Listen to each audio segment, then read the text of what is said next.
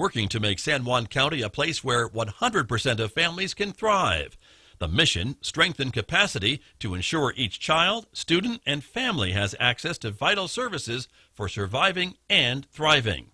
Every month, 100% San Juan County shares projects, news, and recipes with the News and Choose newsletter presented by the W.F. Kellogg Foundation. Find out more at 100nm.com.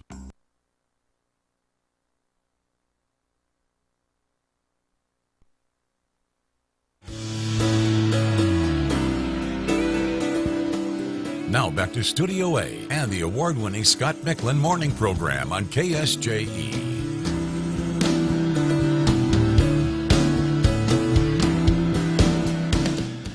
Back in Studio A this morning, we have an extra segment for you on this Wednesday because we have to talk about one of my favorite events. It's coming up in September, the Dining with the Dead event from Rio Del Sol Kiwanis. Nicole Taylor is here with me this morning. Good morning. Good Welcome. Morning. Thanks for having me. You bet. Welcome, and good to have you here to talk about another year for Dining with the Dead. Is this 13? 13. Lucky 13. It's our Lucky anniversary 13. of 13, and we're excited to have another year. How about that? Congratulations. Thank you. And I have to admit, I think I've been part of all 13. I was going to say, congratulations to you. I think you've done every one. I think you and Tony DiGiacomo, y'all are two, maybe only. That you can't get rid of? Well, don't want to. Great acting. So we're glad to have y'all. Something like that. Okay. But it's a great event. I think a lot of folks look forward to it every year. It's local history for folks who have been living under a rock for the last 13 years and don't know what we're talking about. This is when the Rio Del Sol Kiwanis Club gets all these different performers and actors together to recreate and tell some of the stories of pioneer families, pioneer individuals who came to Farmington and San Juan County and made an impact here. Absolutely. I'm not from the Farmington area. I moved here about 11 years ago, and this is just a great way, whether you're from here, whether you're new here, to learn about the county itself. Right. I mean, not just Farmington, but we talk a lot about Animas City, which is now Durango. So it is a great way to get to know the history, true stories, but portrayed through actors. Right, exactly. And some of the stories are incredible about what these people went through, what they dealt with once they got here, how they got here, how they tried to get here, couldn't get here, tried again to get here. All that stuff. You are listing it all out, and it's so true. I mean, there are so many stories each year that stick with me. Some of them are funny, like the reason downtown a lot of the streets don't merge together was because that husband and wife got divorced. Right. So there's just some really quirky stuff into it, but there's a lot of history. And they may have been a little spiteful towards each other. I thought, and spicy. There's some pretty interesting history. And I think what people don't realize is how much family is still here too. True. What I'm always impressed with is last year on the tour we had a great-great-granddaughter. So there's just so many exciting things, but you learn so much about what has made our city and the adversity they went through to get there. So it's amazing. Very true. And as we look at the poster for folks who are watching the video and seeing some of the names of the characters who are going to be represented this year, and some of the names again I think are still around. Maybe there's a name of a street or a hill or a whatever. I'm looking at Knickerbocker. I'm looking at Ross. Absolutely. And things like that. The Stocktons, of course, which I know you know a little bit about. Yes. Their stories are something that I know we share every year because it's such a crazy, interesting, wild West story. It's a true Wild West, in his own way. Ike was almost as famous as Billy the Kid, and what you're portraying now is Emily Jane and Port, who is Ike's brother. Right. And Port had a hot head, and he shot a man for cutting him while he was cutting his hair. It is just so wild, these stories, and they've made this county the way it is. But, Emily Jane, I portray Ellen, who was Ike's wife. We were first cousins. Emily Jane was my half-sister. Port was his brother. So you've got two brothers married to half-sisters who are first cousins. So it is just a wild tale from Texas. So it brings near and dear to my heart with where I'm from. But how they ended up in San Juan County and the things that they did. But a lot of our characters draw back to those specific actors and people. Because if you think about Barker Dome, right, Ike killed Aaron Barker, and that's why that is named Barker Dome. And so you learn all these things about our area and why they are the way they are. So it is, I just get excited every year with our new cast, with the people that come together. You'll see the names on the poster if you recognize them, but also the names of the people that we are telling their story. Exactly. And of course, the story of the Stockton brothers and all their exploits and activities here. I mean, a lot of folks maybe don't consider San Juan County being part of the Wild West. Maybe we think more of Durango, which it was too. true, but we were. But Farmington, San Juan County, Aztec was still kind of ground zero for shootouts and cattle rustling and allegations and absolutely all types of stuff back in the late 1800s is what we're talking about. Well, New Mexico as a whole, right? Billy the Kid. So yeah, right. The Stockton gang and other people were very much around over here doing the same things. I mean, Ike got shot in a shootout, got shot in the hip.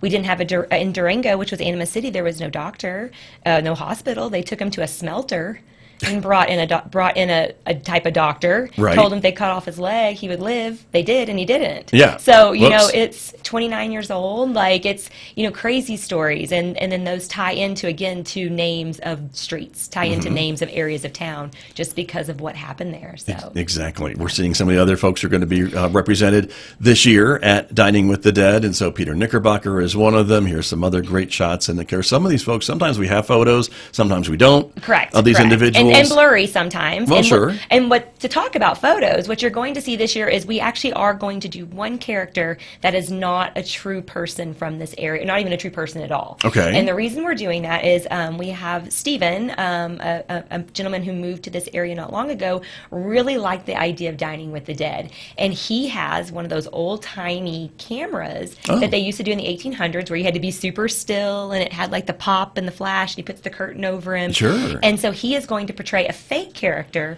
so he can show you and take almost like a wanted poster with his camera. And so that's why you have the blurriness sometimes or the movement or you had to be super still. So we are excited to add that as a feature into our show this year. Okay. Very good to know. Very interesting. So his story is not true, but it's based on history. Okay. I like it. So very, very and cool. This is you, right? This is me. Scott? This is Daniel Boone Ross, who I will be portraying. Again, D.B. Ross. He was a landowner, and he, his claim to fame was he didn't buy the land by the river. He bought land further north of downtown Farmington because he knew, I think pretty well, that the city was going to grow. And when it started to grow, guess who owned the land that they needed for houses and schools and churches and things like that. And so that's his claim to fame from the late 1800s. So awesome. Well, I think everybody will love to hear the details in your story. I'm working on growing the beard right now. Yeah. Really yeah, working on you've that. You've got a little time. Got a few weeks maybe to get that done. But the event's coming up on September 12th. Yes. Tickets are going fast. This Always. event always sells out. Always sells out. So if you have been thinking about going or you go every year and you're like, why do I wait to get my tickets? Most of them are gone. I can't tell you to the number what we have left, but they are moving fast. And September 12th, it's 4 to 8, but we ask that you arrive between 4 and 6 for a tour. Right. If you come at 4, usually you're one of the first tours to go off, and then you eat after. And the food is from Spare Rib, delicious. Right. We do it every year. They do such a wonderful job. And if you come later, you can eat first and take the tour after. But our last show goes off about 6. It gets dark, so we like to get the shows going before 6 o'clock. And then we are done by 8. And again, great food, great history that you're going to hear about our county and our area. And then at the end of the day, you're helping a great cause. True. The Rio Del Sol Kiwanis Club does so much in the community, from clothes for kids, shoes for kids, coats for kids, which are all October. Those 3 specifically are coming up. Right. So we spend, just on the clothes alone, we take 300 kids and spend $100 with a 10% discount at Target. So we were able to get more, but we take them shopping over 2 days at Target.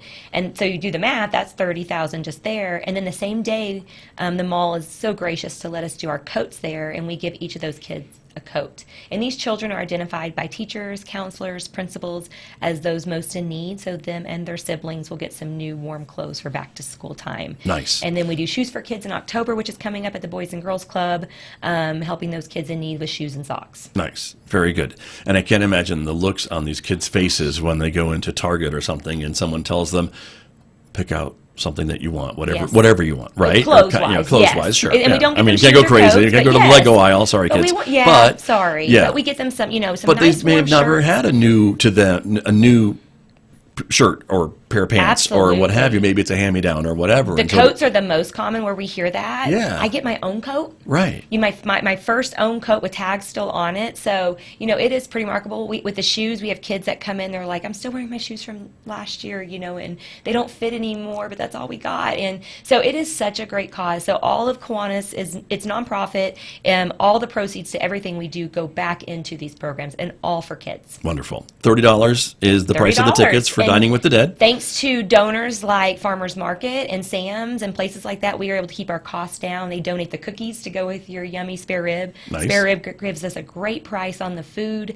We have refreshments to drink. And then, obviously, Green Lawn, we're so grateful to be able to use that space to do the tour. Exactly. Well, and again, many of these performers are standing by their grave sites of the people that they're talking about. Absolutely. And so, that's kind of the coolest part, is to be able to see right where they're buried. Now, not all the time. I will say this year is actually a very interesting year. We had so many great stories where a few of them are buried, whether it's in Durango or in Aztec. Me, myself, when I play Ellen Stockton Ike's wife, I actually moved to California after he died. I moved to Aztec and then California. So I'm actually buried in California. But when I tell my story, I get to stand by Ike. So it's pretty cool. And but yeah, it's really neat to just see that history, and it's still there here in our community. Exactly. Very much. Well, so appreciate you spending some time with me to talk about this time. event this morning, and we hope folks will get their tickets before they sell out, because they will, and then you'll be sorry, and you'll have to come next year. Yes, and so online, Howard's Cleaners, Artifacts. Please get your tickets before they're gone. There you go. Rio Del Sol Kiwanis.com is the website. You can also find them on Facebook, I know. Please, yes. Very active page on Facebook, but you can also buy them in person at Howard's Cleaners and Artifacts, as you mentioned. So, Nikki, thank you for coming in. Thank you, Scott. This is wonderful. We'll see you in the cemetery. Yes, you will. Okay. See you soon. Thank you. Nicole Taylor from Rio Del Sol Kiwanis, my guest this morning here on KSJE, Farmington, New Mexico.